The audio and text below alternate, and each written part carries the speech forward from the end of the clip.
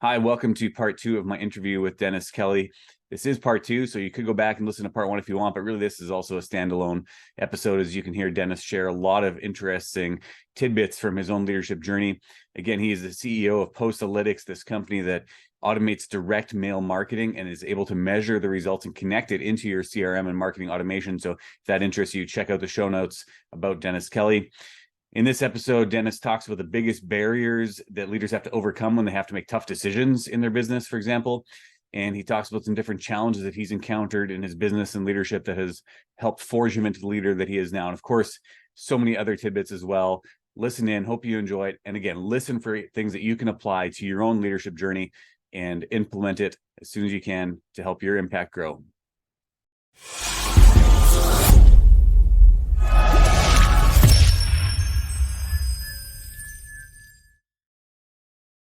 What do you think for business leaders when they're wrestling through that decision and they're at that moment where they're like, okay, I really need to pivot. I really need to change something. I might need to lay some people off. I might need to adjust something, change my target audience, whatever it is.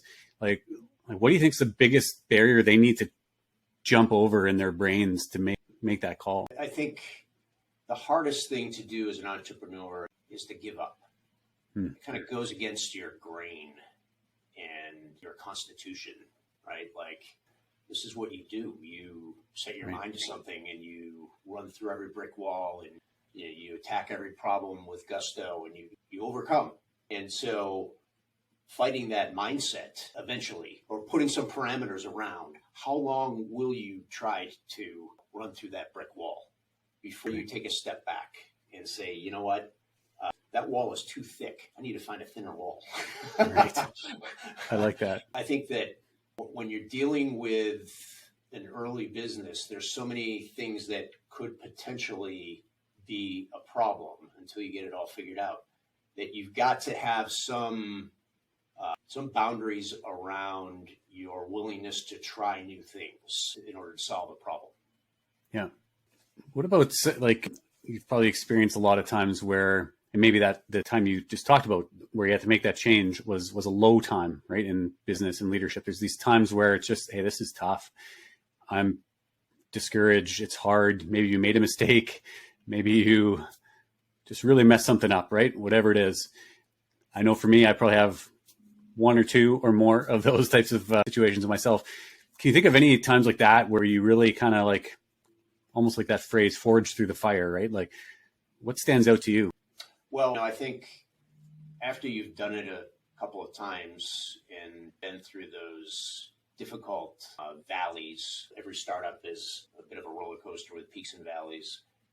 You end up realizing that it's never as good as you think it is, and it's never as bad as you think it is at any given point in time, right? So there's that as you kind of experience those kinds of things. But I think fundamentally, I think in order to be an entrepreneur, you have to be optimistic that you and a small group of people can solve some difficult problems that haven't been solved properly before. And that optimism and that belief that you and this group of folks can apply your skill and your hard work to solve a problem that has value has to be underlying all of your intention and efforts all along the way. Those feelings, they get challenged, of course, during those hard times. But I think at the end of the day, the difference between quitting and folding up tent and going home and saying, all right, this didn't work. I got to go in another direction, which is adding years to my timeline and dollars that I have to invest and all these other things. The difference is whether or not you retain that optimism and that spirit and that hope that eventually this will get figured out. Sure.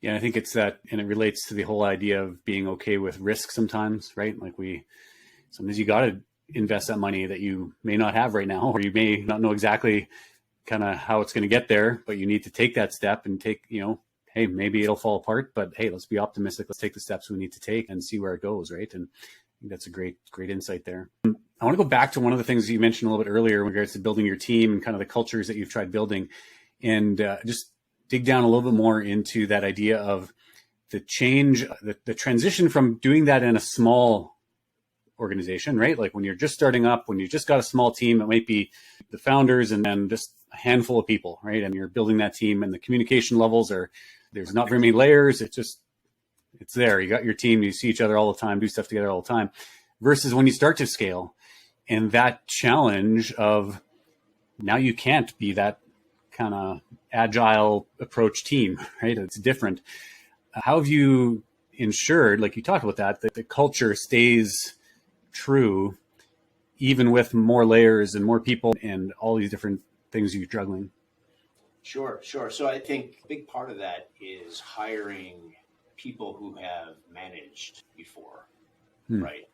Is the first thing. And people that have successfully managed, have hired and fired and have proven themselves to be able to go and translate the culture and the messaging, the positioning that you want every employee of the company to have. It's important in the growth of the startup to start bringing in those managers, right? Maybe they're not in the first 5 or 10 employees, but it's not long after that. You need to bring in some more senior people.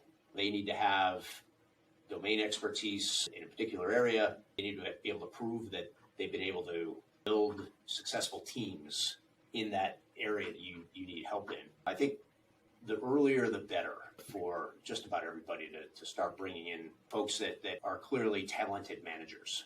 Right. Yeah. If you had some candidates in front of you and you had one that was really high on the technical side of things, but not necessarily as much experience leading people versus the reverse, do you lean more towards that person who's got more of that manager experience and people skills versus the technical side of things, or how have you struck that balance? Yeah, it really depends on the role. I think the other thing as it relates to hiring is, sometimes you run across a unicorn or somebody who's just an outrageously good fit for your business. And maybe they don't check all the boxes for the role that you're hiring, but those people make an outsized contribution. Sometimes it's worth even rethinking what you are hiring for. If you run across like a great person and say, you know what, maybe this person isn't a manager, but they would be a superstar individual contributor. And you can build a career path like in a technical world. Somebody can be a software developer and then move into an architecture role and then move into roles that require individual contribution toward the technology, but doesn't involve a lot of management. I think sometimes we get caught up in the job description and the kind of the narrow focus of the role we're trying to fill. And it might make sense to actually pivot a little bit and grab a great person that isn't a perfect fit. So other times, some roles you have to, right? Like sure, you're at a point where you got to hire a manager for client success or customer service. You need somebody who has done that and somebody that can build a team, right? So it doesn't really matter the technical expertise at that particular point in time. Sure. Yeah, that makes sense. Another question that I like to ask, especially to entrepreneurs and business leaders who've been leading businesses for a while, sometimes we think that people who've done it for a while, they just know everything. They got it all figured out. When you look at your kind of the next thing that you're trying to work on, next thing you're trying to grow in, like, do you have an idea of where you still have steps to take? What would those be? Sure. So I think we all like to have business plans and roadmaps and strategies laid out and communicated in order to help drive the team in a coordinated way toward goals. And so you're efficient and you're moving things forward. But at the same time, none of us really have a crystal ball, right? I mean, could anybody have foreseen what happened with COVID and then work from home, right? Nobody knows. Right. And so you have to be able to revisit your basic assumptions sometimes because the world changes or you come across new information that, wasn't there before. And if you're not regularly going back and testing your assumptions for what this business is doing, what you're trying to do this year with this business, and does it really line up with the most important things that you should be doing? You have to kind of have that iterative process. And if you're an entrepreneur, you don't have a good board of directors and people whose job is to kind of ask you those questions. You got to go find it. It's the people you're working with, or you've got to find some mentors or advisors or friends that you can have these conversations with, and people who can challenge your assumptions a little bit. Right. Yeah, I like that. That makes sense. Definitely. Dennis, as we kind of get close to the end of our time together, I always like to ask a little bit of a fun question to my guests. And I think from what I was able to see and kind of learning about you, I think you like fishing. Is that correct? I do. Okay. Good. So let me ask you a question. If you could pick anyone from past or present to go fishing with, who would you choose? My father. Okay. There you go. Is he still around, or is he passed on? He passed on a few years ago, and I grew up fishing with my dad. We fished all over the United States and Canada growing up, and some of my best memories have been out on a boat or in a river, just very special times that I spent with my dad. And so I often think how great it would be to have another time like that.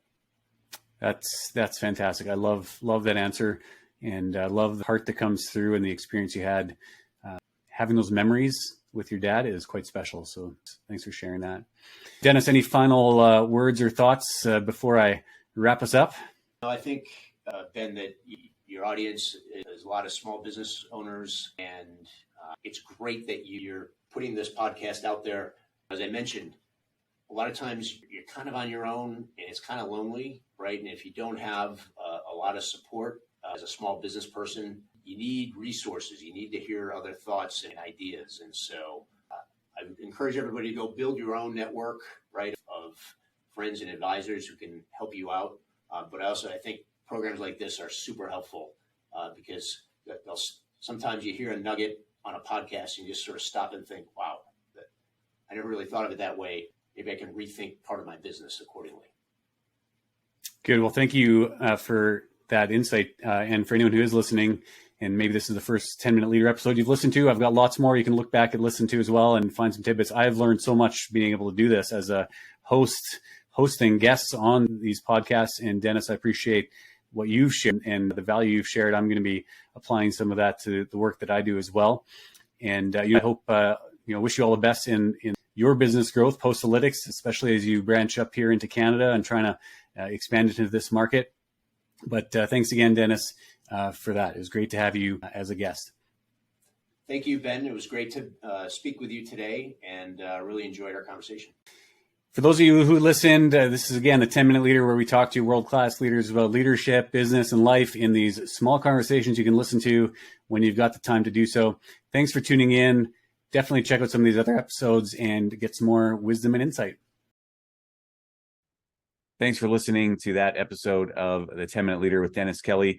If you want to find out more about Dennis Kelly, check out the show notes. There will be some links to how you can get in touch with him. Thanks again for listening, and now go and be an intentional leader.